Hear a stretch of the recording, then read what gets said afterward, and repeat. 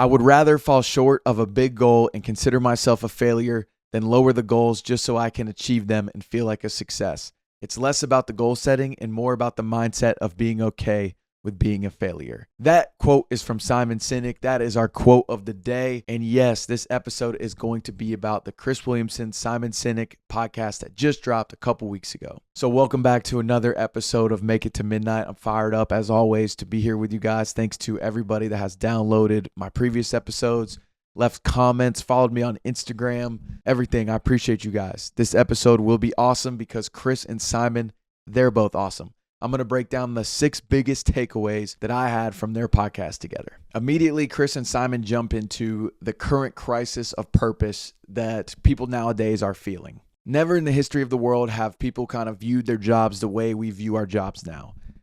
Everybody expects to make friends. They expect to feel fulfilled. They want to make their money. They want all of these different things from their job that is not how it used to be. When our parents were working, when the generation before them was working, the job was truly just there to provide for their family, and then they found their purpose in everything else that they were doing outside of those walls of work. But now, and not for whatever reason, everybody thinks work should provide all of these things. And the real reason, and they talk about this in the episode, is because that is one of the few places people are actually getting out and connecting with others. As soon as technology started to make its boom, we got the internet, we got instant messaging, we got all the apps. Everybody was able to connect with people from the room. They never had to go out. They never had to put themselves out there. People don't have to engage in conversation like they used to. So what have we seen? We've seen a decline in church attendance. We've seen a decline in people joining clubs. We've seen a decline in so many social activities. What have we seen an increase of? We've seen an increase of anxiety, an increase of depression, an increase of suicide, which is all backwards to me. It's backwards because life was so much harder back then because we didn't have all these resources. Now life is easier and we do have all these resources, but people are having a harder time dealing with it. And that is because they're missing their sense of purpose. And look, the more you're in solitude, the more pressure you're going to put on work to provide all of these things for you. You're going to attach your identity to your work fully, and then now all of a sudden when people want to get to know you, everything is about work, but work is not who you are. You're so much more than the work you do. What you are is what you are is how you treat people. What you are is the things you like to do in your free time. What you are is when you're doing the thing that you feel most at peace with. That is truly what you are, truly what you're made for, and that is what's getting missed when we put our whole identity into work. And this conversation between Chris and Simon comes at the perfect time when we're talking about purpose and the emphasis we're all putting on work now and how identity is attached to work. Because in the golf world, Scotty Scheffler, who's the best golfer in the world right now, he's on a tear. He's won tons of tournaments. He's made, I think, close to $20 million already this year or whatever it is, in between 10 and 20 million this year.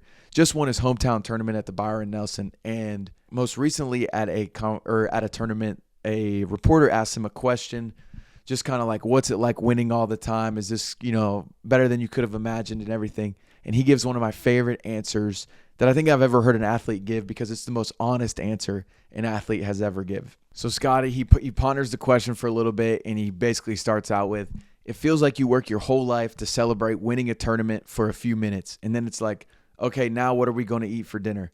Life goes on. What's the point? Why do I want to win this tournament so bad? That's something I wrestle with on a daily basis. This is not a fulfilling life. It's fulfilling from a sense of accomplishment, yes, but it's not fulfilling from a sense of the deepest places of your heart. I love being able to play this game for a living. It's one of the greatest joys of my life, but does it fill the deepest wants and desires of my heart? Absolutely not. Playing professional sports is a really weird thing to do. We work so hard for something that's so fleeting.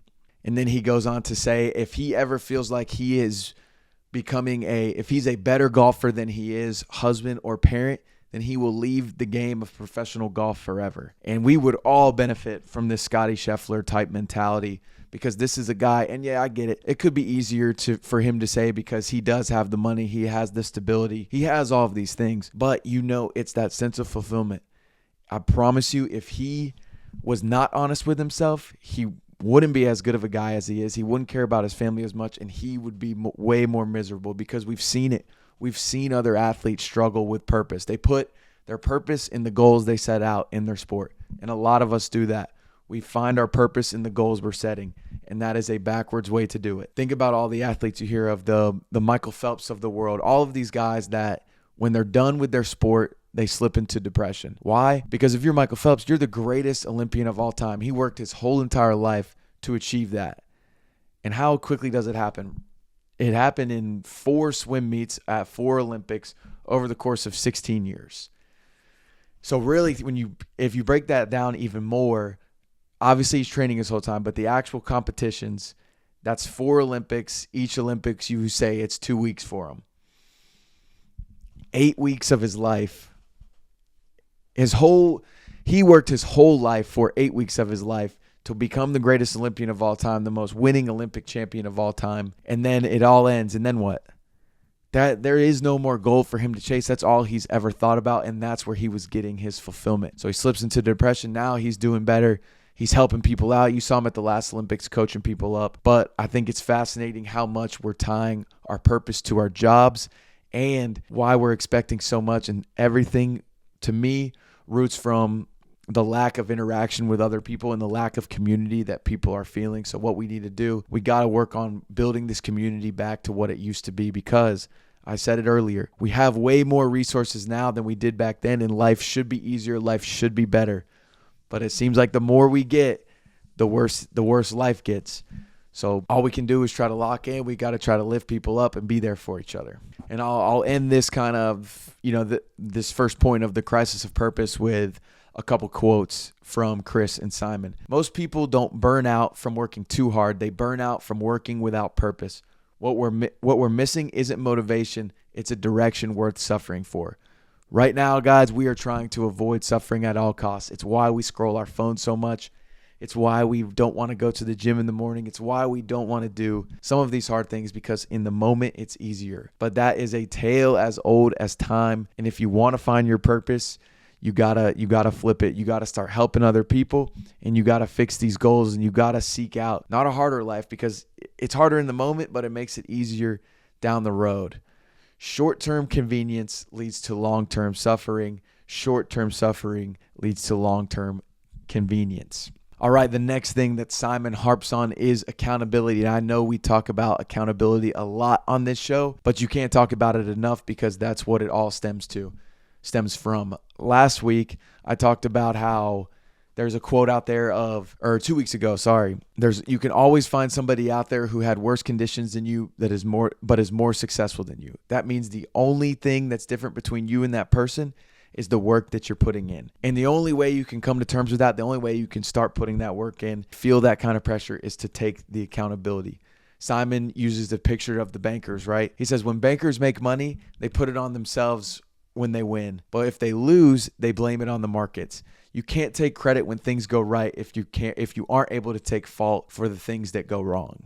Because look, in every single situation that we're in that doesn't go our way, yes, it can be bad luck. Yes, there could be so many things out of our control, but there's always a few things in our control. And the number one most important thing in our control is that we get to decide how we react to that situation. I think one of the coolest stories on accountability, or just more so just owning a situation, which I think that is accountability, is Inky Johnson. If you don't know who Inky Johnson is, he played football at the University of Tennessee, and he was very well on his way to becoming a first or second round pick in the NFL draft. He comes from very humble beginnings, roaches on the floor, 10 people in a 2-bedroom apartment, staying out late when he's a kid, training. When he takes his first official visit to Tennessee, he gets 3 options. Hey, we can go to the basketball game, we can go to the cookout, or you can stay in the hotel room. And what does Inky Johnson choose? Remember, he's an 18-year-old kid, first time on a big campus, first time out of his state to go on a college visit. He chooses to stay at home because he chooses to stay at the hotel because it's the first time that he ever slept in a bed by himself before, and he wanted to enjoy that moment. So think about this. He comes from all that. He's well on his way to become an NFL draft pick, and what happens? He gets into a freak hit on the football field where he becomes paralyzed on his left side. His left arm is paralyzed. There was times that they thought he was going to die. His whole life gets flipped upside down. They tell him, you can't play football anymore. You can't do all these things. His life is stripped from him. But that did not knock him down. Inky Johnson now is one of the best motivational speakers. He speaks across the country. People around the world have heard his message, and he truly believes that everything happened to him for a reason. Now, of course, yes, he would rather be in the NFL and all of these things. And the reason when the injury first happened was very unclear. But without that injury happening to him, he doesn't get this story. He doesn't go down this path that he's on now. And he knew it was always on him whether he was going to be successful or not. And think, that's coming from a guy that had an injury, a freak accident that was not his fault at all. And he's taking the accountability of, look, if my life turns out bad, it's on me. So if Inky Johnson can do it, we can do it too. Take accountability. Find all of the different ways you can get better. It's all about finding these different edges in life, right? And it all starts at accountability, whether it's at work, with your friends, in your family. How can you be, what could you have done differently this week to be a better friend, to be a better son, to be a better brother, sister, mother, whoever you are listening? What could you have done better this week? There's an endless list for me, right? Patience is one of them. Speaking up, speaking out on the things I believe in. That's something I could work out. I can hold myself accountable. If I'm mad at somebody else, but I never tell them, how in the world is that their fault? How in the world is it their fault if they keep pissing me off? They don't know that's bothering me. I got to tell them it's on me that I'm pissed off in that situation. So accountability is key. The third one, this one is very fascinating because of all of the discourse that we have in our country now, and it is that everyone thinks they're good. So think about this in the world of politics right now, the right and the left. Both sides hate each other, right? But both sides also think that they are doing the right thing. But what it comes down to is, where are you sourcing that good? And that's what Simon brings up. Where are you sourcing that good from? And curiosity is a great way to interact with human beings we disagree with. You see it every single day on TV. People are just yelling at each other. You see it at every presidential debate nowadays. And even back in the history of America, you see the subtleties when people getting punked, where they might not be yelling at each other, but there is very much a game within a game being played. And nobody is curious anymore. There was a lady that she did this documentary on, like all the different riots and protests that were going on in America. And with pretty much every single one, she disagreed with, right? It could be the white supremacists protesting. It could be people looting in the Black Lives Matter protest.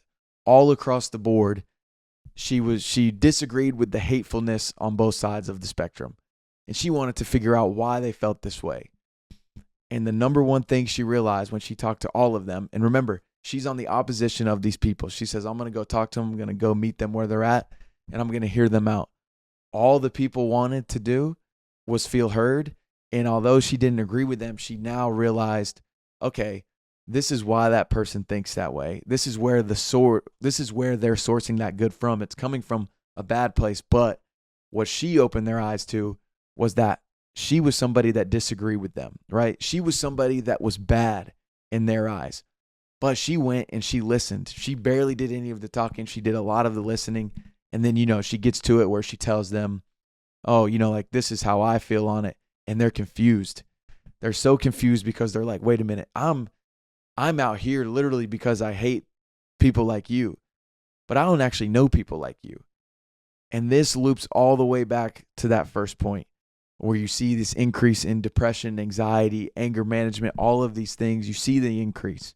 It's because those conversations don't happen. We have forgotten that everybody does think they are doing good. And if you start with that, it changes your whole conversation between each other.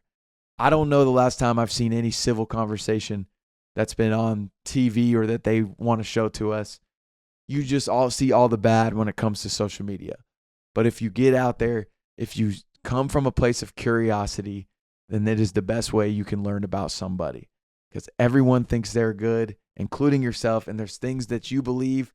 I think Simon Sinek says it like this. We are set up to believe there are two binary options, and then we pick a side, and then that's that, and then we defend that side. When really that is never the answer. There's never two binary solutions to a problem, or there's never two binary sides. There's always something in the middle, and we have forgotten that middle ground. And so that is something that we can work on as well. Going into conversations, going into discourse curiously with curiosity, and trying to figure out where the source is coming from. Because then when you can confuse the people, it's like, I'm supposed to hate you, but we just had this great conversation.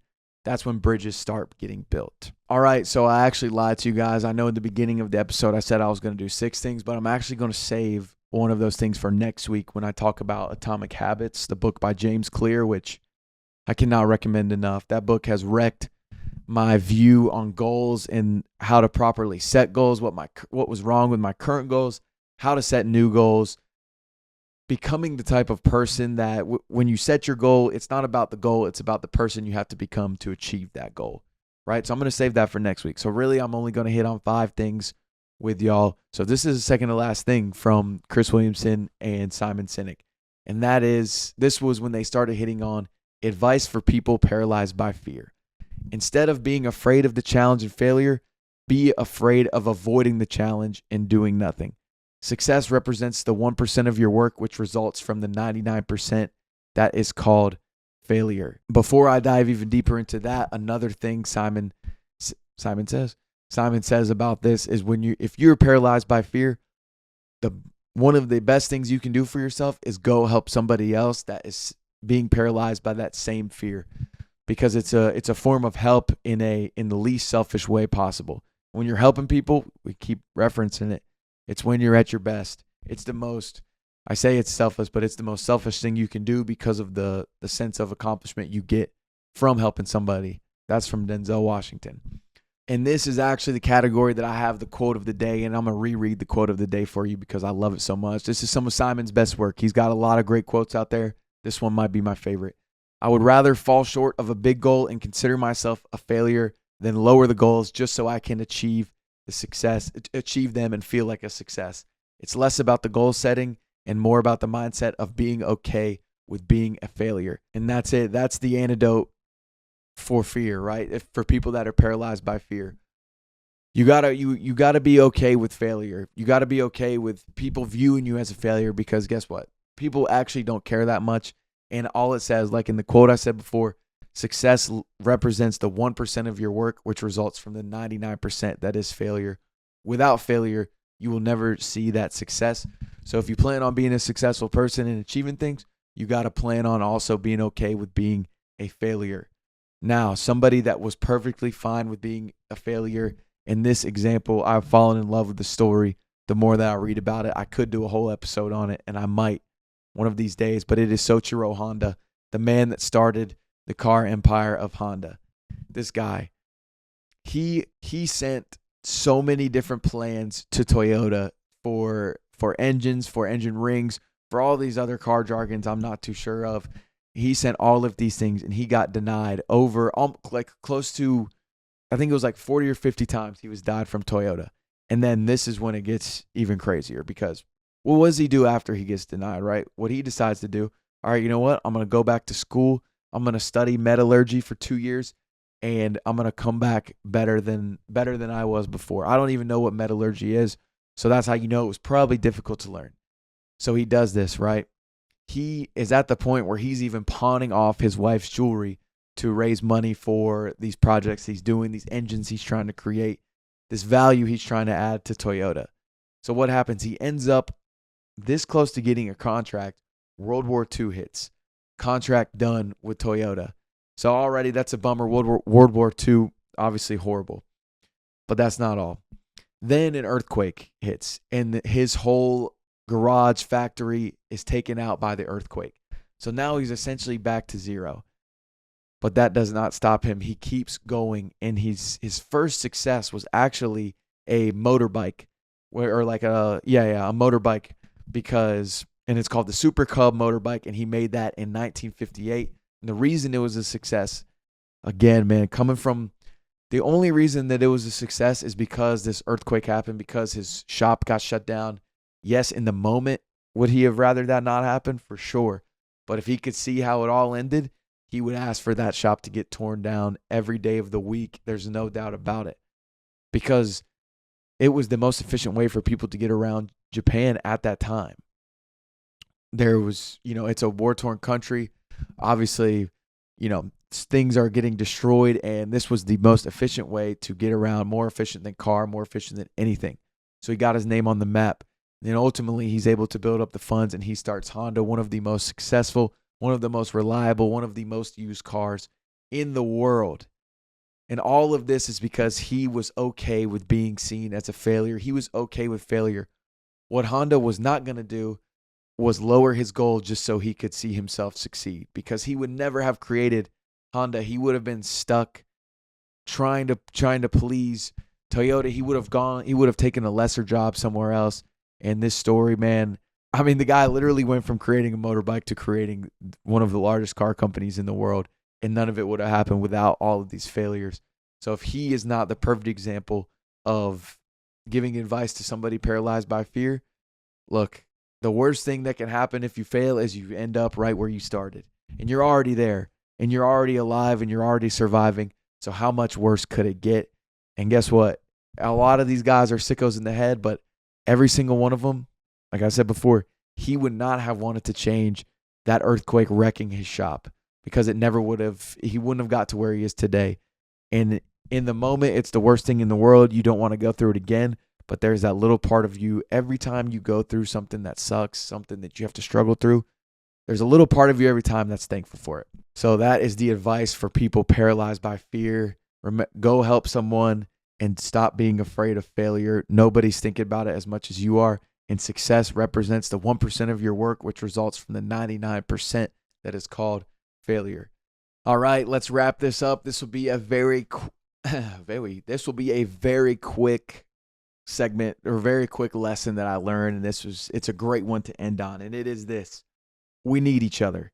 And if you loop all the way back to the beginning, that's what this comes down to, man. Your community and the friends that you have mean everything, because we see it, man. I know I've said it so many times this episode, but I can't get it out of my head how important it is, because it saddens me, it pisses me off that we are headed in this direction, that as all of the community aspect of life, church, friends, sports, all of these things are decreasing amongst kids, amongst people, and all of those horrible things are increasing, of anxiety, depression, suicide, all of those things. It all comes down to this, and it is that we need each other. Simon talks about it so much. He's actually writing a book about this right now, the importance of friendship, how to be a good friend, what to look for in a friend. But it's gonna be an awesome book. I can't wait to check it out. You should check it out. He also wrote The Power of Why. Start with Why and Leaders Eat Last, which you should also check out. And he is fired up about writing this book about friendship, because he found that this was the most common theme in these other books that he wrote. And remember, Simon is a guy that companies bring in. They hire his company to help them instill leadership, to help them instill different core values, and just how to function at the highest level possible, and to what they were talking about earlier, to make people passionate about the mission they're on, so they don't burn out. You don't burn out from hard work. You burn out from hard work without direction. And this is it right here, the last one. We need each other. And the example he gives is the military. And this is the reason the military is successful. The reason they are high achievers and have grit and can do hard things is because at no point do they feel like they are alone. They always know someone has their back. They even sacrifice their lives for people they don't even like. Life is too hard to do alone. And that's it, man. How many times does a company bring a military? They bring football programs all the time to military bases to put them through training, to put them through tactical teamwork that will build team chemistry. Because these people are carrying out some of the most important missions in the world from all militaries. They're taking out the most evil people. And you can't do that if you have egos involved. You can't do it if you're afraid of failing. And one of the biggest things that leads to fear is being alone. Because when you feel like you're alone, you feel like you're isolated, and that's when you feel like your back is against the wall. These guys know that no matter what situation they're going into, even if it's an impossible situation, at the end of the day, They're doing it with somebody else that is on that same mission as them, and that is all they need. And it's no secret why our military is I know we spend the most money on it, but you see the training, you talk to people that are in the military, especially in these special forces groups. It's no secret, man, and no man left behind, right? Like, they are willing to put all of these people in front of themselves, and therefore they are able to succeed in the biggest ways possible. And it's the same thing in our lives.